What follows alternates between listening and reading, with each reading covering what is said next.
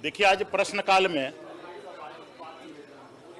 जहरीली शराब पीने से 3 लोगों की मौत हुई और मेरे क्षेत्र में हुई। सरकार ने अपने उत्तर में यह बताया कि पूरे छत्तीसगढ़ प्रदेश में जहरीली शराब पीने से कोई मौत नहीं हुई, लेकिन मैंने उसको विस्तार से जानकारी दिया। सबसे गंभीर विषय यह है कि जांजगीर चांपा क्षेत्र के नवागढ़ ब्लॉक के रोगदा गांव में उसमें एक सेना के जवान की मौत हुई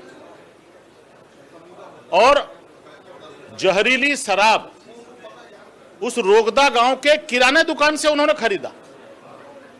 उस गांव में शासन का कोई अधिकृत दुकान नहीं है शराब का। गांव वाले लगातार मांग करते रहे, आवेदन देते रहे कि इस दुकान में अवैध शराब बिकता है, इसको बंद कराया जाए, कार्रवाई की जाए इसके खिलाफ। लेकिन दुर्भाग्य यह है, यह सिर्फ 3 लोगों की मौत का मामला नहीं है। पूरे छत्तीसगढ़ प्रदेश के हर जिले में अवैध शराब बिक्री हो रही है, शासन के संरक्षण में हो रहा है और खुलेआम हो रहा है। आबकारी विभाग के अधिकारी, पुलिस विभाग के अधिकारी इस पर कोई कार्रवाई नहीं करते। उनके सारे मिली भगत का यह खेल है।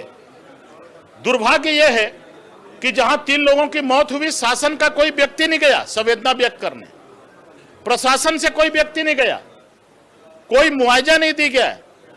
लेकिन मैं 2 बार उनके घरों में गया था और हम उसकी उच्च स्तरीय जांच की मांग करते हैं और माननीय अध्यक्ष जी ने व्यवस्था दी है कि शासन की ओर से कोई स्पष्ट उत्तर नहीं आया, इसलिए कल उत्तर के लिए वो रखा गया है।